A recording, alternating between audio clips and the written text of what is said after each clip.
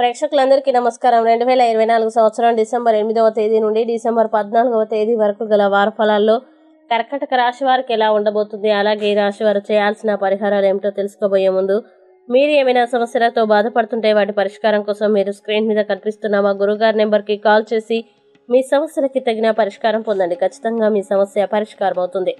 అలాగే మీరు మొదటిసారి మా ఛానల్ని చూస్తున్నట్లయితే వెంటనే సబ్స్క్రైబ్ చేసుకోండి. ఇక పూర్తి వివరాల్లోకి వెళ్తే కర్కాటక రాశి వారికి ఈ వారం 11వ ఇంట్లో ఉండడం వల్ల మీరు మీ ఇంటికి సంబంధించి పెట్టుబడి పెట్టాలని ఆలోచిస్తున్నట్లయితే ఈ వారం సాధారణం కంటే మెరుగ్గా ఉంటుంది. అలాగే 9వ ఇంట్లో రాహు ఉండడం వల్ల ఈ వారం ప్రతికూల ఆలోచనలు మీ మనసును ఆధిపత్యం చేస్తాయి. అలాగే ఈ వారం ప్రతికూల ఆలోచనలు మీ మనసును ఆధిపత్యం చేస్తాయి. దీనివల్ల మీకు ఏదైనా మంచి జరిగినా మీరు దానిని ప్రతికూల కోణం నుండి చూస్తారు. ఇంకా ఈ వారం మీరు చాలా మంచి మరియు లాభదాయకమైన అవకాశాన్ని కోల్పోతారు. అందువల్ల మీ స్వభావాన్ని మెరుగుపరచండి. దీనికోసం మీరు యోగా మరియు ధ్యానాన్ని కూడా ఆశ్రయించవచ్చు. అలాగే మీరు మీ ఇంటికి సంబంధించిన పెట్టుబడి పెట్టాలని ఆలోచిస్తుంటే ఈ వారం సాధారణం కంటే మెరుగ్గా ఉంటుందని భావిస్తున్నారు. ఎందుకంటే ఈ పెట్టుబడి మీకు ప్రయోజనకరంగా ఉంటుంది. అలాగే మీరు మీ ఇంటిలోని ఏ ప్రాంతం నుండైనా అద్దె ద్వారా అదనపు డబ్బును పొందగలుగుతారు. ఇంకా ఈ వారం మీ వ్యక్తిగత జీవితంలో ఇలాంటి పరిస్థితులు తలెత్తుతాయి. మీ స్నేహితులు ప్రకృతిలో సహకారంతో ఉన్నారని మీకు అనిపిస్తుంది. అయినప్పటికీ మీరు వారితో ఏదైనా మాట్లాడేటప్పుడు ప్రత్యేక శ్రద్ధ తీసుకోవాలి.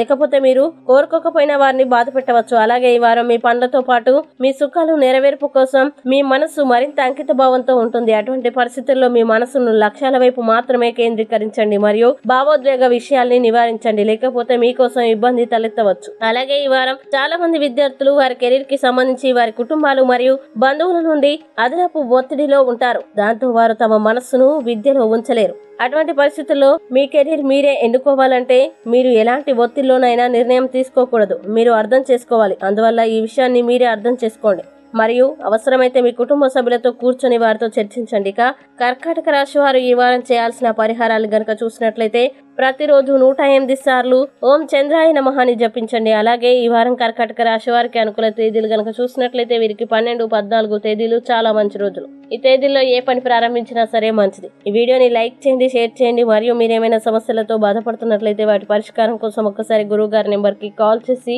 మీ సమస్యలకి తగిన పరిష్కారం పొందండి. ఖచ్చితంగా మీ సమస్య పరిష్కారం అవుతుంది. ఇంకా మీరు అనుకున్నటువంటి అన్ని పనుల్లో అంతా మంచి జరగాలని కోరుకుంటూ సర్వే జన సుఖినో భవంతు.